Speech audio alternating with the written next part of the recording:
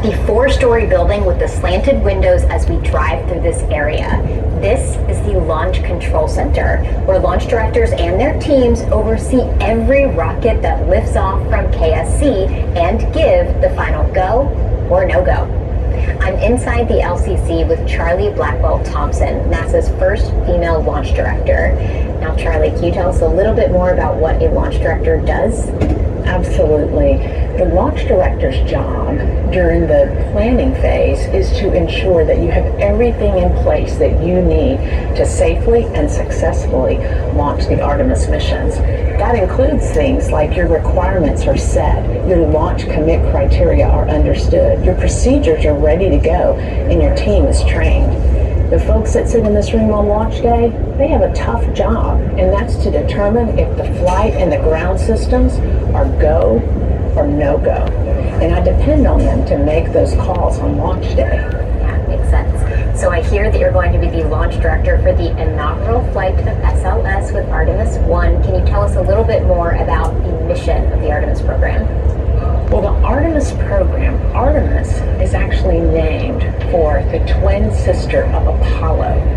And so if you think about all that we did during the Apollo program, how amazing that was. So it seems so appropriate that as we return to the lunar surface, we return to the moon, that we go under the banner of Artemis, the twin sister of Apollo.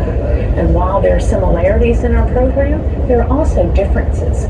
This time our trip to the moon will be on a brand new rocket known as the Space Launch System, or SLS, carrying the crews in the Orion spacecraft. What is the goal or purpose of sending humans to the moon again?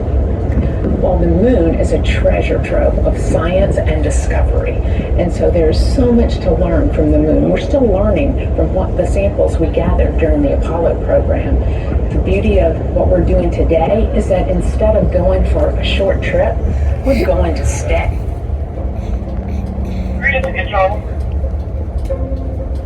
We're inside the VAB at level 26, 274 feet up. And I can see behind us, right over to the right, the newly added crew access arm attached to this mobile launcher. I want everyone here to meet Cliff Lanham, the mobile launcher project manager. Cliff, can you explain the significance of adding that access arm? Sure. The crew access arm is one of the last major modifications to the mobile launcher in preparation for SLS and Orion.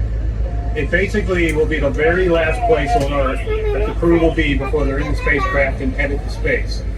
Now, the white room provides a contamination-free environment up next to the spacecraft, and as you suspect, it's white. It's the white room. Makes sense. All right, guys, we're coming up on the most important building out here.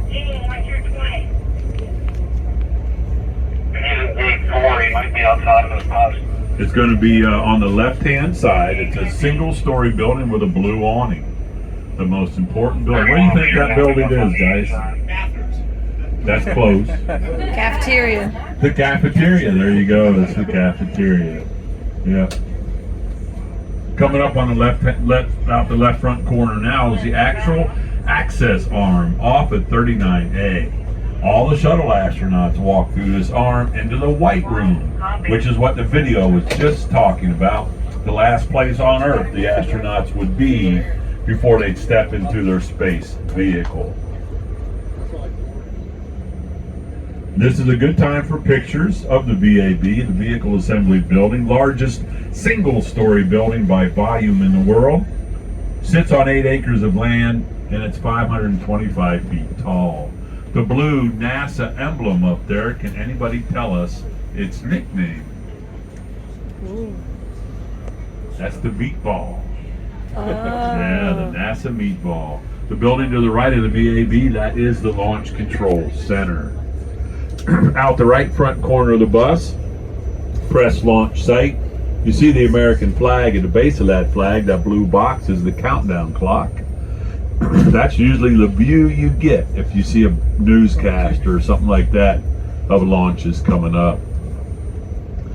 Out the right side at about 90-degree angle, you'll see 4 lightning rod towers. Launch pad 40 on the Cape Canaveral Space Force side. That's one of SpaceX's pads. Keep looking up to the left from there. Next set of lightning rod towers, launch pad 41. That's United Launch Alliance's pad where they launched the Atlas V.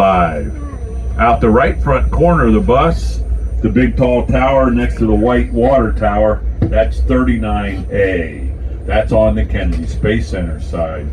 Keep looking over out the left front corner of the bus, those 3 lightning rod towers, launch pad 39B. That's also on the KSC side. Those are the only 2 launch pads on the Space Center side. They were built for one reason only, and that was to go to the moon. The other 39 launch pads, they're all on the Cape Canaveral Space Force side. That's where it all started, guys, with the Mercury and the Gemini program. Now, as we make this turn, we'll go across the crawlway. That's the highway from the VAB to the launch pads. 39A is 3.5 miles, 39B is 4.2. Now, you notice the tread marks in the rock. The crawler does not go up one side and down the other, guys. It straddles the green grass in the center. It's wider than an 8-lane highway. The crawler just brought the Space Launch System back into High Bay 1, and the crawler is still in there. They're getting ready for the first test flight. As we make this turn, you'll see the 2 largest garage doors in the world, 456 feet tall. High Bay 1 is on the right-hand side. That's where the majority of the Saturn V's and shuttles were assembled, and that's, like we just said, where the Space Launch System is. That's the Mars rocket for the Artemis program. Now, how does the mobile launcher support the SLS rocket? The mobile launcher provides fuel and power to the SLS and the Orion. It's actually the stacking platform for the rocket. So there's a platform next to this 380-foot tower that the rocket is actually built next to, and then the umbilical arms attached to it to provide that fuel and power. Wow. And so does the mobile launcher actually go all the way to the launch pad with the rocket? It does, and the crawler transporter comes in, picks up the mobile launcher with the rocket, transports that entire thing out to the pad in preparation for the launch. Wow. Oh, that is very impressive. It is, and I hope everyone here today has a great time at Kennedy Space Center. Enjoy all the great exhibits, and come back soon.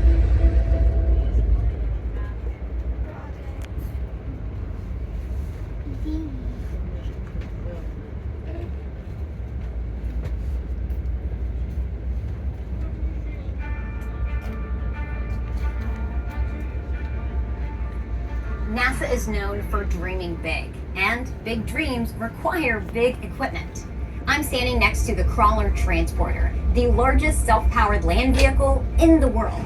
It was originally built in 1965 for the Apollo program, and has since been updated to accommodate the space shuttle and now NASA's SLS rocket.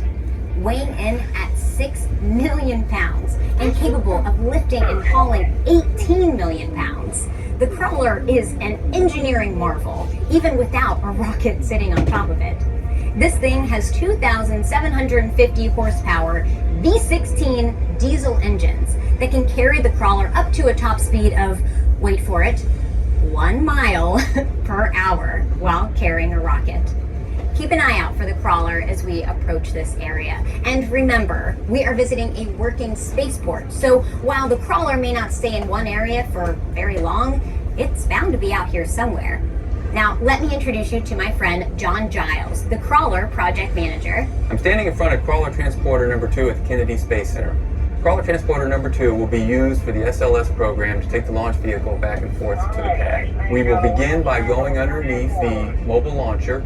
We'll pick it up, we'll take it over to the VAB. They'll then assemble the launch vehicle on top of the mobile launcher, and then we'll come back to the VAB. We'll slide underneath it again, we'll pick it up, we'll take it out to the pad, a trip of about 4.2 miles. It'll take us about 7 hours to get there. But during our trip to the launch pad, we'll roll over a specially prepared crawler way that consists of anywhere from 8 to 12 inches of special rock. Below that is limestone that's about 4 feet thick and compressed to hold the weight of the crawler and the mobile launcher. And then below that is some hydraulically compacted sand that can support all the weight. And then once we're there, we'll drop it all off. And a few days later, there'll be a launch. We'll come back, we'll pick the mobile launcher up, and we'll bring it back to the VAB to start the process all over again. Right here to the left, guys, is where the crawler normally is. However, it's in High Bay 1 right now with the Space Launch System rocket. It has 3 people certified to drive it. They drive about 45 minutes. And because of the slow speed and the vibration, they fall asleep. It gets a whopping 6 feet per gallon of fuel. You can look over your left shoulder and see the other crawler. It hasn't been refurbished, but you can get an idea. The 8 sets of tracks, each set's larger than the bus. Each set has 57 cleats, and each cleat weighs 1 ton. We can drive the bus right up underneath that, folks. 50 years and some 3,000 kilometers or 2,000 miles on the clock. NASA expects the crawlers to be in operation for at least another 3 decades. How cool is that? The latest refurbishment is complete and preparation is well underway for the first SLS mission. The crawler will be doing what it was originally designed to do once again, which is moving rockets.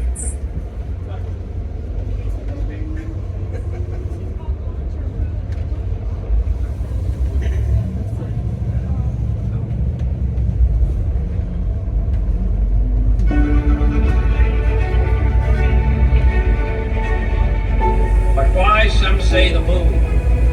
Why choose this as our goal? And they may well ask, why climb the highest mountain?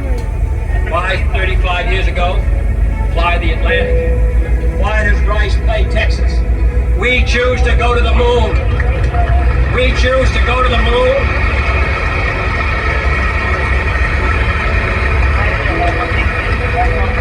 We choose to go to the moon in this decade and do the other things, not because they are easy, but because they are hard. When President John F. Kennedy made this speech in 1962, he set in motion an era of discovery that would change humankind forever. 7 years after he spoke these ambitious words, the world watched as Neil Armstrong and Buzz Aldrin became the first people to walk on the moon. The achievements of the men and women who worked on the space program in these early decades of NASA helped propel the technology we use every day. NASA and the thriving private space industry at Kennedy Space Center today are the living legacy of their story. All right, guys, we're coming into Saturn V. I'll drop you off in front of the large red and silver door. That's the entrance. It's the entrance. It opens up every 7 minutes. We'll let everybody into the launch room where you'll experience the Apollo 8 launch. Then another set of doors will open. You'll go into the main room right up underneath that 365-foot tall Saturn V rocket. That's a jaw-dropping experience, folks, no doubt about it. Bunch of moon rocks. One of them you can reach right out and touch. A food court and, of course, a gift shop. And that's right, guys, you're in Florida, so you must exit through the gift shop when you're ready to head back. In front of the bus, through the gap in the trees, the most historic launch pad ever built, Launch Pad 39A. Every single human being that's ever stepped foot on the moon left Earth from right there, from 39A. Yeah, that's a gopher tortoise. Their claim to fame is they can actually outrun the crawler, guys.